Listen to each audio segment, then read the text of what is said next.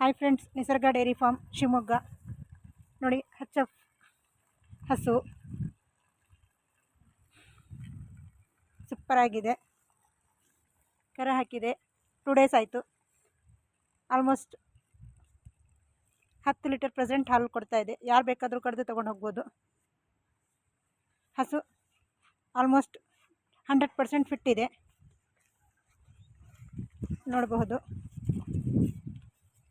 ನೋಡಿ ಕೆಚ್ಚಲು, ನೋಡಿ ಕೆಚ್ಚಲು ಈಗೀಗ ಬಿಡ್ತಾ ಇದೆ. ನಿಸರ್ಗ ಡೈರಿ ಫಾರ್ಮ್ ಶಿವಮೊಗ್ಗ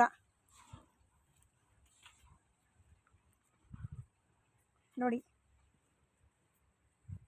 ಹಸು 100% ಇದೆ.